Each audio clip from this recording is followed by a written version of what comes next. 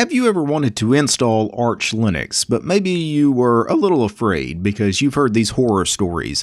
A lot of people like to overblow Arch Linux as far as the difficulty of the installation process. It's really quite easy to install. Some people, I think, mistakenly think it takes a long time to install Arch Linux. It's actually very quick to install Arch Linux. So today I'm going to run through an Arch installation. I'm going to do this inside a virtual machine. I'm going to install Arch Linux inside VirtualBox. And if you're new to installing Arch Linux or new to installing any Linux using a command line installer, I would suggest you also do it in a virtual machine before trying it on physical hardware. What I want you to do is install VirtualBox and follow along with me, and I promise you at the end of this video, both you and I will have working Arch installations inside VirtualBox. So the first thing we need to do, of course, is create a virtual machine inside VirtualBox. I'm going to go to the menu here that says Machine. I'm going to click on New. And I'm going to title this virtual machine Arch Linux. And by the title, it's already figured out that the OS type is Linux and the version is Arch Linux 64-bit. If I needed to, I could go through the drop-down menu and select something else, but this is correct in my case, so I'm going to click Next. Now let's give it some RAM. I'm going to give my VM 4 gigs of RAM. The amount of RAM you give your VM will of course depend on how much RAM your host machine has, how much RAM you can spare. I've got 64 gigs of RAM on my host machine, so I can give this VM as much RAM as I want, but 4 gigs is more than enough for what we're doing. Then create a virtual hard disk now, just leave it on default. VDI as the disk image is fine, just click Next. Dynamically allocated for the hard disk, that is fine, click Next.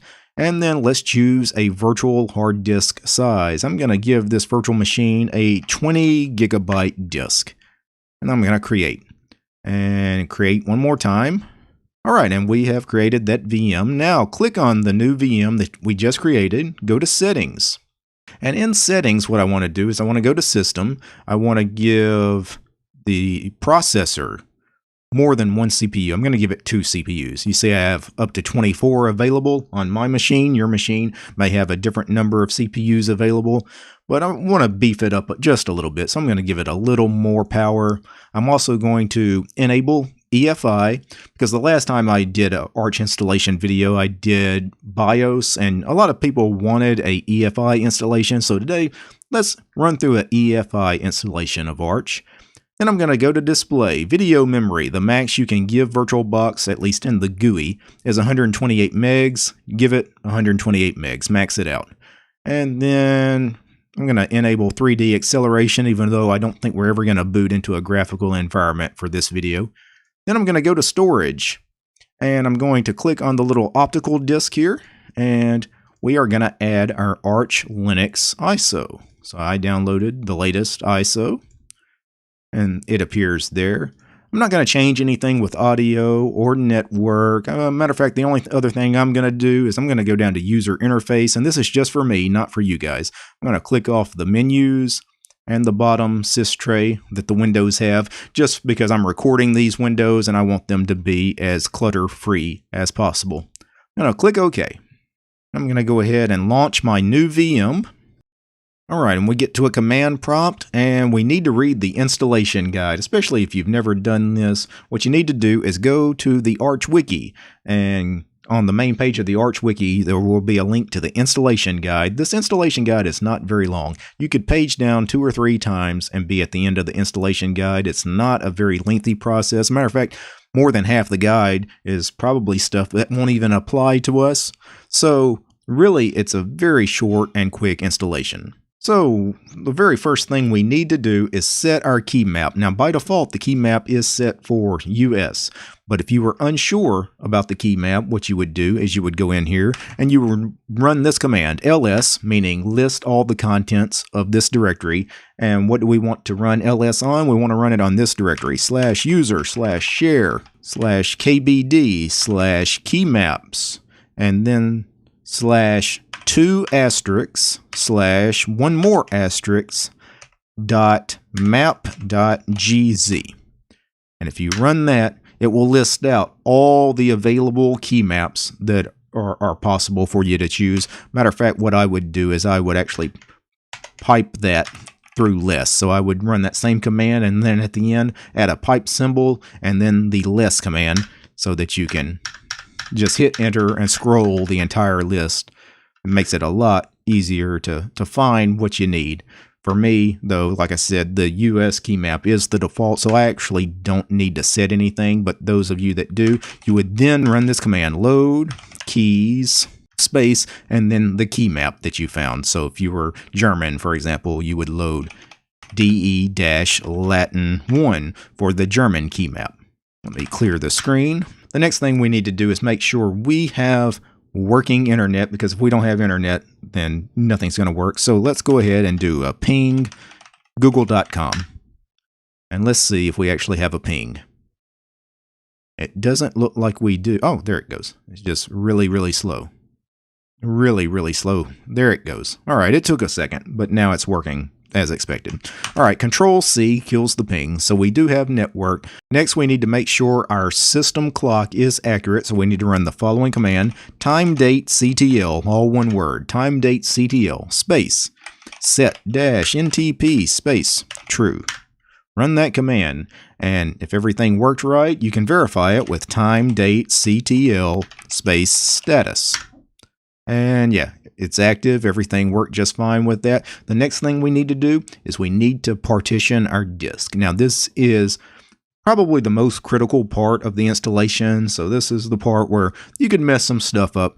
But the Arch Wiki suggests that we use fdisk to partition our drives. I'm not very familiar with fdisk. I've used it a little bit in the past. Typically, I do cfdisk when I do my partitioning, but for the purposes of this video, I'll actually do the fdisk. So I'm going to run fdisk space -L. And this will list all of our drives that are available for us to use here. Now, there are 2 drives here instead of just 1, even though I created 1 drive for the VM. The second drive here is just the loopback device. It's really just associated for the live environment that we booted into, but really our device is that top one, the 20 gig hard disk that I created at /dev/SDA. So now let's run fdisk /dev/SDA. And now it's asking for more commands. We have a prompt. I don't know a lot of the commands, but you can type M for help. So I'm going to type M for help. And the first thing we need to do is create a new label. And we need to either do O on the keyboard for a DOS partition table or G for a GPT partition table. So since I'm doing EFI, we should do GPT. So I'm going to type G to create a GPT partition table. All right, now that we've done that, again, I'm not sure what command I want to type next. I'm going to do M for the help again. And I think what we need to do at this point is we need to add a partition to that disk, and to add a new partition, we need to do N. So type N, hit enter, and it's going to ask us partition number 1 through 128, because using EFI, you can have up to 128 partitions on a disk. That's insane. You have to be a complete nutter to have 128 partitions on a disk. But all right, what's the partition we're doing here? We'll do partition 1. And then it's asking, what is the first sector? By default, it's at 2048. I would just go with the default. And then the last sector, what you need to do here is give it a byte size for the last sector, or just give it the plus symbol plus a size. And I'm going to do plus 550 megabytes, because that is going to be our EFI partition, and it needs to be 550 megabytes. All right, created new partition 1, and it created it as a type Linux file system. That's not the correct type for that partition, but we will change it later. For now, let's keep going because we need 3 partitions. We just created the EFI partition. I'm also going to create a swap, so N on the keyboard for add new partition. Partition number, this will be partition 2. First sector, just leave it as default. It's going to be the end of the last sector. And then the last sector for this partition, again, we'll give it a size. I'm going to do plus, and since it's swap that I'm creating here, I'm going to do 2 gigs in this VM, so plus 2G. All right, and it created new partition 2, and it also created it as type Linux file system. That's not correct. We'll change it in a minute, but let's add that third partition. So N for add another partition, partition 3, first sector, just hit enter, and then the last sector, I'm just going to hit enter, and it's going to by default give it the remaining space. And it created partition 3 of Linux file system. That will be the correct type for this one. Size 17.5 gigabytes because that was all the remaining space after the 550 megabyte EFI partition and the 2 gigabyte swap partition. So I'm going to hit M on the keyboard again. And to change a partition type, you need to hit T on the keyboard. So T. Which partition do we need to change the type of? Well, let's start with partition 1. And partition type or alias, I'm not sure what we want to choose out of the list. It says type capital L to list everything. So let's do L. And it looks like the very first one. You see number 1 is EFI system. That's what we want. So Q to quit out of that. And then I'm going to type 1 for EFI system. And it changed that partition from Linux file system over to EFI system. Perfect. Now I'm going to type T on the keyboard again for change partition type. And now we need to do partition 2 and partition 2. Let me do L to get the list. Partition 2 needs to be Linux swap, which Linux swap is number 19 in the list. Q to get out of that and then type 19. And it changed partition 2 from Linux file system to Linux swap. And then partition 3 was also set to Linux file system. I don't need to change that because that's going to be our system, file system, right? That's going to be the big partition, and it needs to be Linux file system. So I think we're done here. I think what we need to do now is write the table to the disk. So let me hit M here. And it looks like we need to type W to actually write the table. And then it automatically exits out of fdisk for us. Now we need to go ahead and make our file system. So we need to make 3 different file systems on those 3 different partitions that we did. Now we did the EFI partition. It needs to be FAT32. So we need to do mkfs.fat space dash F32, capital F32 actually, space slash dev slash SDA1. All right, so we made the FAT32 file system on SDA1. Now, SDA2 is the swap, so let's do mk swap, all one word, make swap, space, slash dev, slash SDA2. We just made the swap. We need to turn the swap on, so do swap on, all one word, space, slash dev, slash SDA2. All right, and finally, we need to make the file system on the big partition on SDA3. So let's do a make file system, mkfs dot extend4, ext4, space, slash dev slash SDA3. And we have made our file systems. Now we need to mount the big partition, SDA3. So let's do a mount space slash dev slash SDA3 space slash MNT. And now that that is mounted over onto the live image, what we need to do is run the pacstrap command. This actually installs the base system for Arch. So run pacstrap, all one word, space, slash MNT, because that's where we're mounted to, space, and then what we are installing. We're going to install base, which is the base Arch system. We also are going to install Linux, which is the kernel, and also install linux-firmware. Hit enter. And this is installing the base package. This usually takes just a couple of minutes. I'll pause the recording. And then according to the wiki, we need to go ahead and generate our file system table, our fstab or our fstab, however you want to pronounce it. So let me clear the screen here. And then I'm going to run this command, gen fstab space dash capital U space slash MNT space and then 2 greater than signs. So 2 of the right pointing chevrons, space, and then slash MNT slash etc slash fstab. And hit enter, and that should have generated our file system table. Then the next thing we need to do is go ahead and run arch-chroot. So a chroot is changing into the root directory of our new installation, is basically what that is. And of course I messed that up because I didn't tell it where we were chrooting to. I want to do arch-chroot space slash MNT because that's the mount point. All right, and you see the prompt changed. We are now logged in as root, over at slash MNT on SDA3 because that's where we're going to be installing everything on the SDA3 partition. Now we need to go ahead and set our time zone. And how you do that is you run this command, ln for link -sf space, and then this path /user/share/zone info/region, and this is not actually region, but it is the name of your region /city. Again, that's the name of your city, and then space, and then /etc/local time. Now, I actually know my region and city because I've done these installs so many times.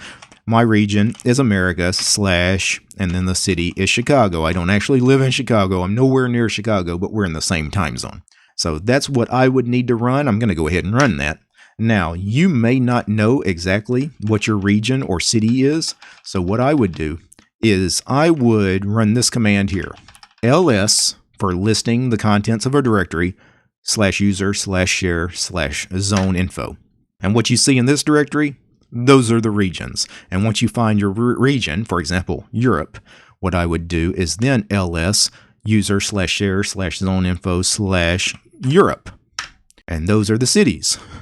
And then hopefully you know your region and city. So you just go back and, plug in what you needed to do for that ln command, the link command. And a Control-C to cancel that, clear the screen. The next thing we want to do is set our hardware clock. You run this command, hwclock space --systochc. Run that command. That sets our system clock. Then the next thing we need to do is set the locale. Now this is a little tricky. You can mess this up. And the Arch Wiki on this, if you guys are following along in the Arch Wiki, it is a little confusing here. What you need to do, it says you need to edit the locale.gen and uncomment your particular locale. So what they're saying is whatever editor you use, for example, nano space /etc/locale.gen. Let's hit enter. Nano is not found because it's not part of the base packages that were installed earlier. So let's do a pacman space -s space nano. Go ahead and install that. Neither Nano or Vim were going to be installed by default. You have to install those. The only thing I think that's here by default is VI. Nobody really cares to use VI. Most of you guys probably are not Vim users either. I think Nano is be a little easier, so I'm going to use that throughout this tutorial. So now let me run the nano space /etc/locale.gen. All right, and you see this file. It has a whole bunch of lines, and every line is commented. Go find your locale and uncomment that line. For me, I need to find the line EN_US, English US. So I'm going to go through the list, and I want this line right here, EN_US.UTF-8 space UTF-8. Okay. Now I'm going to do Control-X in Nano to exit, Y for yes to write it, hit enter. And then the next thing you need to do after editing that file is run this command, locale-gen. It's generating locales, generation complete. Now you can uncomment more than one locale if needed. For me, English US is all I need. The next thing we need to do is set the host name. So what I'm going to do is I'm going to do nano again, space /etc/host name. We need to create this config file. And then we just need to type the host name. The host name is the host name of the computer. And in this case, I'm going to call this VM Arch VBox. Makes sense to me. So Control-X to exit, Y to save. That set the host name. And then we need to create a host file. So I need to, once again, nano space /etc space /hosts. And this file is not empty. There are 2 lines, but they're commented out. But we need to add some lines ourselves. The Arch Wiki actually tells you exactly which lines to add. These 3 lines here that I've highlighted. And just copy it exactly the way you read it from the wiki. So it says to do 127.0.0.1 and then tab over or space over a few times and then do local host. And then the second line needs to be : 1, and then the same thing, tab over or space over, and then once again, local host. And then on the third and final line, 127.0.1.1. Tab over or space over, and then do my host name, and this needs to be your actual host name that you just created in the host name file. So in my case, arch vbox dot local domain, and then tab over or space over, and then do your host name again, which is arch vbox for me. And of course, it'll be different for you. Control X, Y to save, and clear the screen. The next thing we need to do is create some users and some passwords, because by default, there's only going to be one user on the system, the root user, unless you create other users. Also, you need to set a password for your root user. If you forget that, then at the end of the installation, you're going to have to just chroot back into this thing and do this later. You might as well do it now. So run the command as root, pass WD. It's going to ask for your new root password. Create it, confirm it. All right, now let's add a normal user, a non-root user. So I'm going to run the command user add, all one word, and then -m, and then space, and then the name of that user I'm adding. I'm going to call this new user DT. Then we need to create a password for the DT user, pass WD space DT, then create that password, then confirm that password.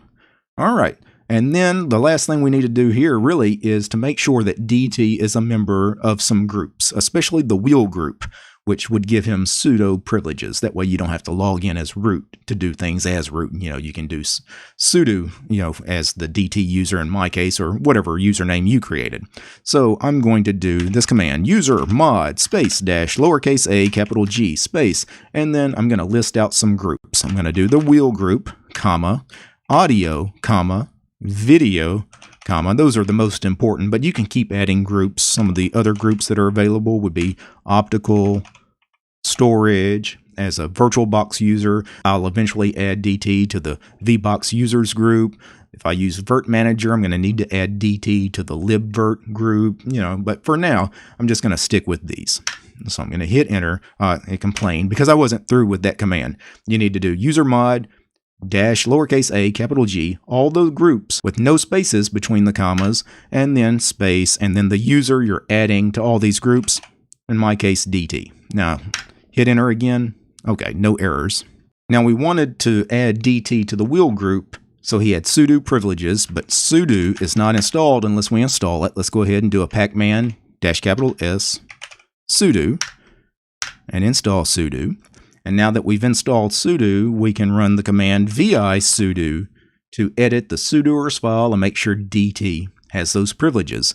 And now vi sudo is going to edit that file as vi. If you don't want to edit in vi, and I don't want to edit in vi, do this. Editor, all caps, equals nano, or whatever editor you want to use here in the command line, but editor equals nano space vi sudo. And now we can edit this sudoers file. We need to find one line in here. We need to find a line about the wheel group. And it's right there. Uncomment that. You see that it says wheel all equals all equals all means the wheel group has all privileges. They can do anything. And by my DT user being a member of the wheel group, he has super user privileges, so he can do anything. So Control X to exit, Y to save. Next, let's go ahead and install grub. So let's do a pacman dash capital S grub. And Y for yes. Now that we have grub installed, since we're doing EFI other than grub, there's some things we need alongside grub. We also should do a pacman dash capital S EFI boot manager MGR. So EFI boot MGR, all one word. We also need DOS FS tools. We also need OS dash prober, and then we need M tools. Hit enter, install all of those packages, and then we need to make a EFI directory in our boot directory. So we need to run this command, mkdir make directory space /boot/ and this is the directory we're creating, EFI all caps. Hit enter. Then we need to mount our EFI partition. So mount space /dev/ SDA1, remember, was the EFI partition, space. And then where are we mounting it to? We're going to mount it to, of course, boot/EFI. All right, that is mounted. Now let's run the grub install command, because just sudo pacman-s grub, it installs grub, but it doesn't really install grub to a proper partition because it doesn't know where to put it. You actually have to then run this command, grub-install. And since we did EFI, we're going to have to add some flags here.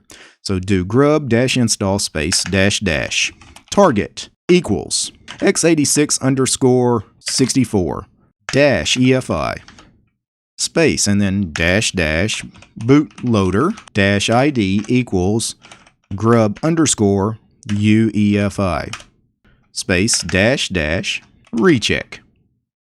Hit enter.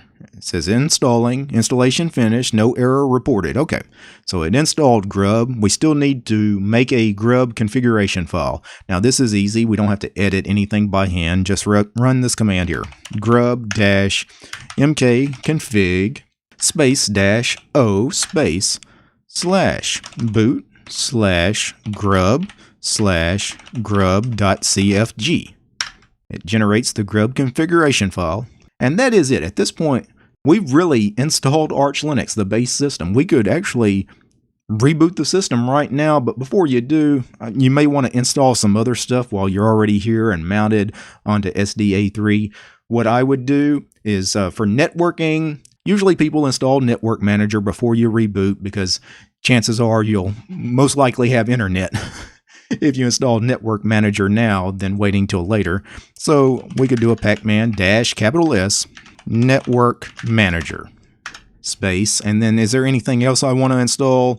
For me, I use Vim as my editor. I could go ahead and install that. That way I don't have to keep using Nano. You could go ahead and install, Window Manager and all that stuff, Xorg. All that stuff will take some time. You're going to have to configure some stuff too. I'm not going to take the trouble of getting into the graphical environment stuff. Let's just stick with this for now. So I'm going to just install Network Manager and install Vim. I don't think Git is installed by default. I would like to have Git too. So I'm going to go ahead and pacman -S Git just to make sure I have Git installed on the system. Really, I think that's enough for a base install. Since we installed Network Manager, we probably should enable it with systemd. So let's go ahead and run a systemctl space enable space network with a capital N. Network with a capital N, manager with a capital M. It created that symlink. And really, let's go ahead and exit out of the chroot and reboot. So let's exit, type exit. All right. And then we're still mounted here. So run umount for unmount, umount space /mnt. It says target is busy. Do an up arrow to get that command to come back up and add a -F flag. So umount space -F /mount. We're going to force it to unmount. Target is busy. Maybe F wasn't the right flag. I think there is a L flag for a lazy flag. Let's see. Okay. The L flag, umount space -L space /mnt will force the unmount. All right. Now that we have got out of the chroot and we've unmounted, now we could type reboot and reboot into our freshly installed Arch. Since I'm in a VM, don't reboot. I actually am going to do shutdown. Run shutdown now, sudo shutdown now, or halt now, or whatever command you want to run to shut down the system. And the reason we need to shut down instead of reboot is because I need to go back into the settings of the VM. Because remember, the ISO is still attached, so just rebooting won't work. It's just going to reboot us back into the live environment. So go to storage, click on the ISO, and then go down to this disk with the red X on it, click on it. And it's going to say remove selected storage. Yeah, click OK.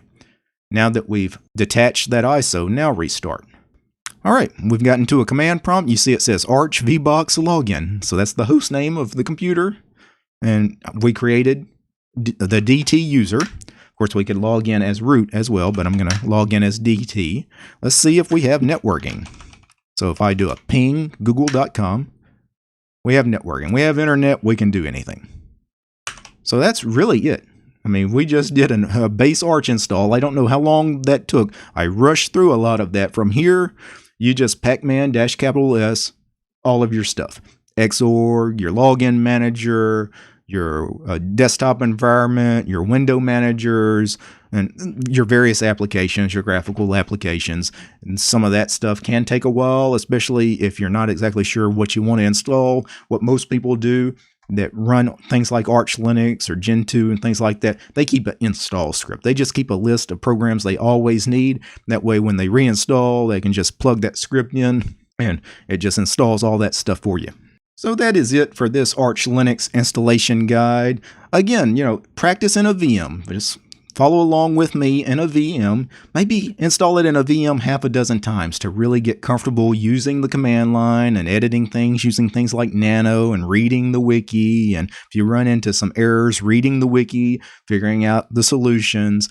Once you've done it half a dozen times, install it on physical hardware. If you have a spare machine, that would be best. But if you don't have a spare machine, after you've played around with it a little bit in a VM, and then maybe go ahead and roll the dice and install it on your main production machine. Arch Linux is not that advanced, right? If you know a little bit about Linux, if you've used Linux a few months, then I think you can get through an Arch Linux installation, and I think you can maintain the system. Now, before I go, I need to thank a few special people. I need to thank the producers of the show, Michael, Gabe, Corbinian, Mitchell, Devin, Fran, Chuck, Claudio, Donnie, Dylan, George, Kell of Devils, Lewis, Paul, Scott, and Willie. They are my highest tiered patrons over on Patreon. Without these guys, this 2020 version of the Arch Linux installation guide wouldn't be possible. The show is also brought to you by each and every one of these ladies and gentlemen. These are all my supporters over on Patreon because this channel is supported by you guys, the community. There are no corporate sponsors here at DistroTube. It's just me and you. You want to support my work, look for DistroTube over on Patreon. Peace.